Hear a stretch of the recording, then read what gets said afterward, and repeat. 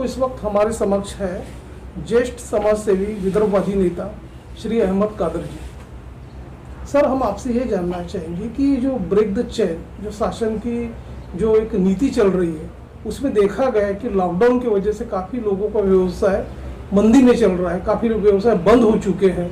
तो इस बारे में आपकी क्या भावना है, उस बारे में हमारे दर्शकों को आप बताइए।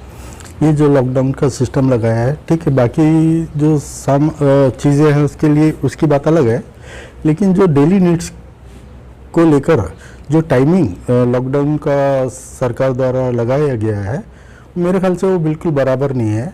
बल्कि ये कानून और कोरोना महामारी को रोकने में मदद करने वाला है।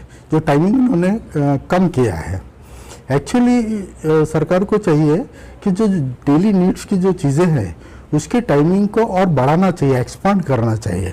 वो क्यों कि जैसा मान लीजिए कि 100 ग्राहक एक दिन में, मान लीजिए 10 घंटा दुकान चालू रहती है, तो 100 ग्राहक उस दुकान से सामान लेते हैं।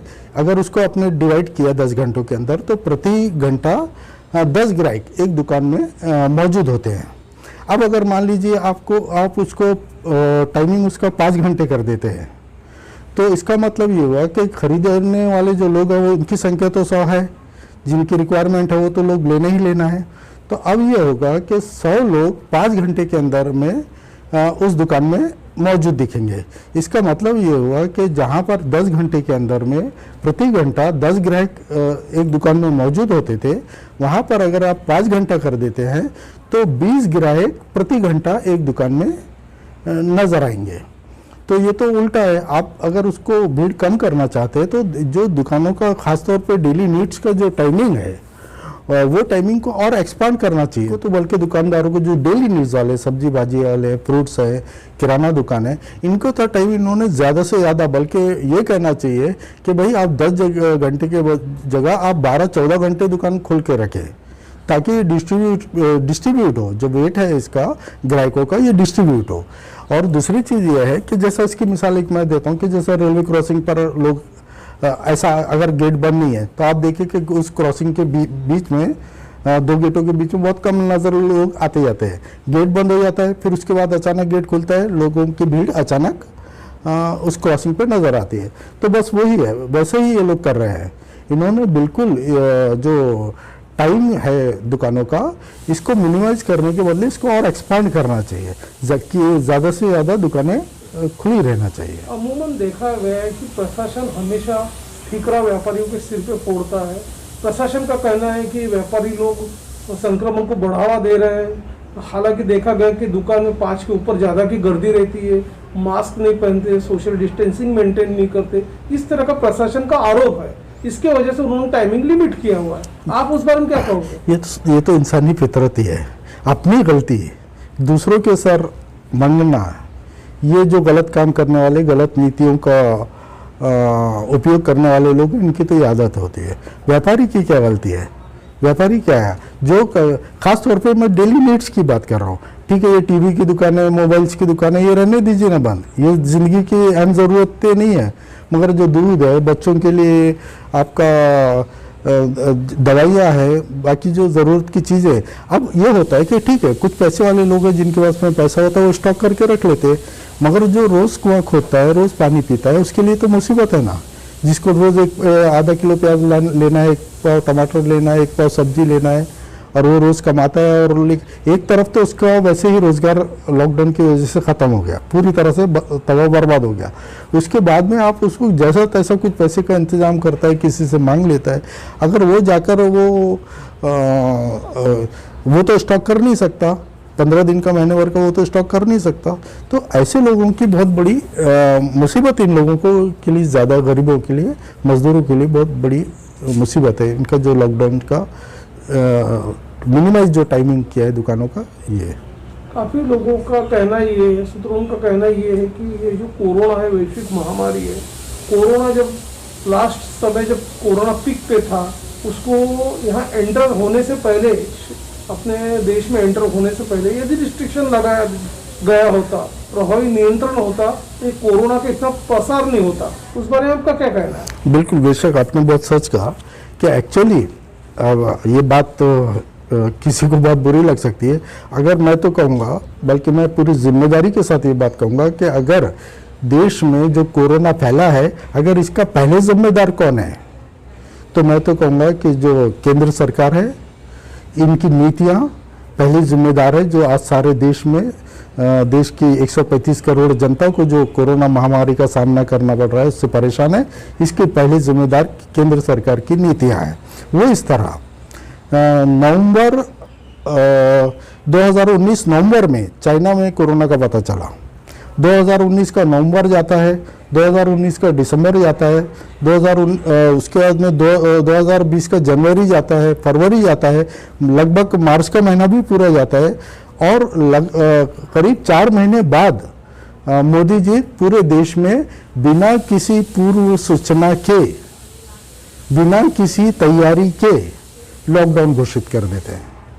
उसका असर क्या हुआ? आपने देखा करोड़ों मजदूर, जो गरीब मजदूर है, उनका क्या हाल हुआ?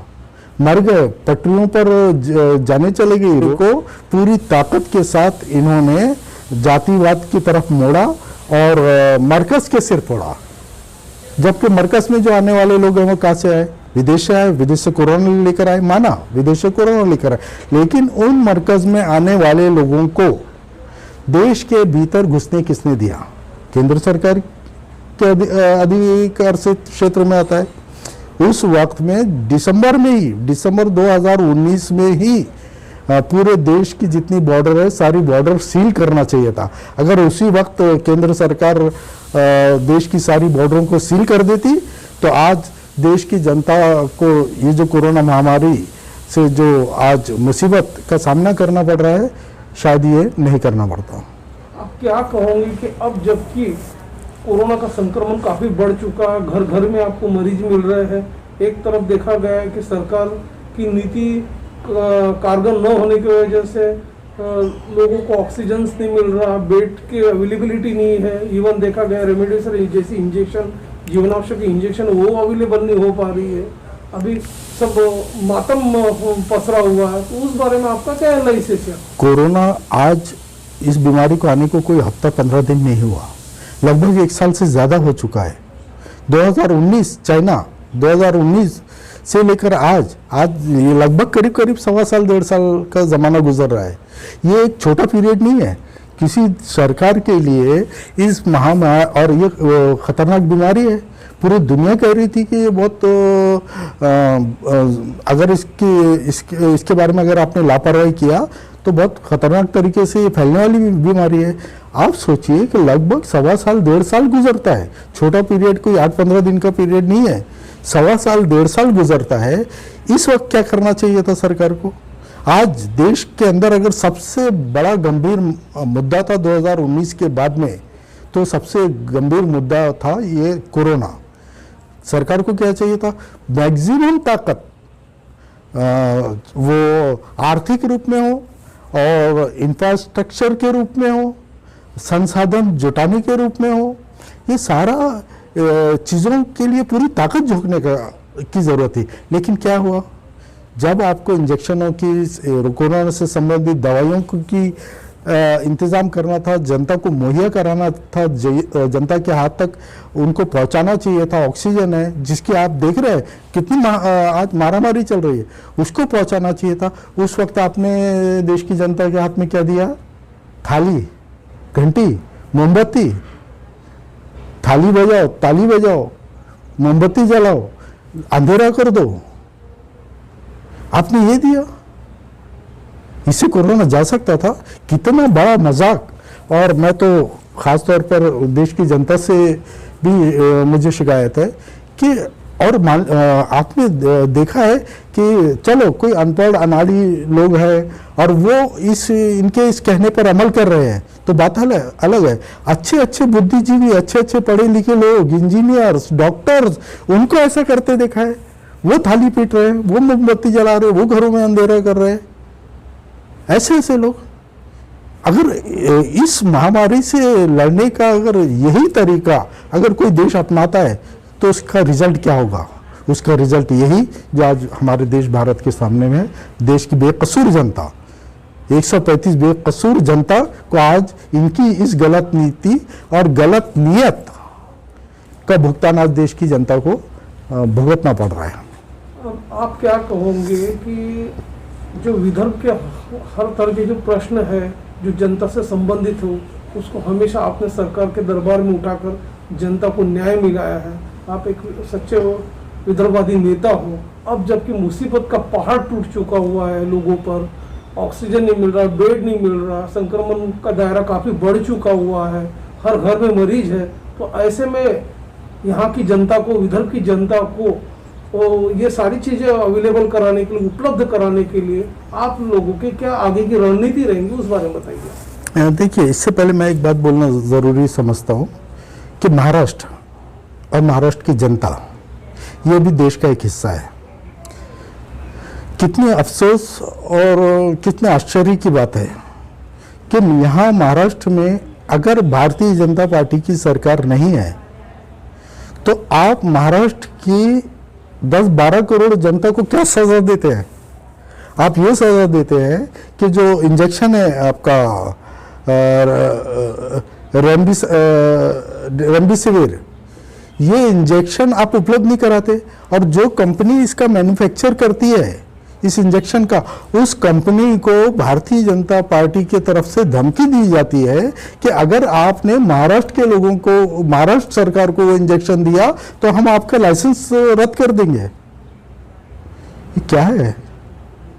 इतना बड़ा मतलब बदला आपकी सरकार, अगर महाराष्ट्र की जनता आपको सरकार में नहीं बैठालती तो उसके साथ में इतना इस तरीके से आप बदला लेना चाहते हैं, ये बहुत बुरी बात है। और एक बात मैं यहाँ महत्वपूर्ण बात मैं ये कहना चाहता हूँ कि अभी हमने सोशल मीडिया में देखा कि हमारे देश की जो सबसे बड़ी ताकत है वो है आपसी भाईचारा। हिंदू मुस्लिमों को, बहुत लोगों ने कई समय से प्रयास किया, लेकिन वो उस प्रयास में हमेशा असफल रहे। अभी आप देखिए, हर धर्म समाज के लोग, अगर मान लो मैयत होती है, कोरोना से वो पीड़ित है, तो उसका खुद के परिवार के लोग उसको अंतिम संस्कार या कब्रिस्तान तक ले जाने में डर रहे हैं। ऐसे वक्त में दूसरे समाज, आज अगर मान लो किसी हिंदू समाज की मैयत है तो उसको आप देखिए कि मुस्लिम समाज के लोग कंधा दे रहे हैं, और ऐसे एक नहीं अनेक ये है। अगर कोई मुस्लिम समाज का है तो उसको हिंदू समाज के लोग उसका मुस्लिम रीति रिवाज के साथ में उसका अंतिम संस्कार कर रहे हैं।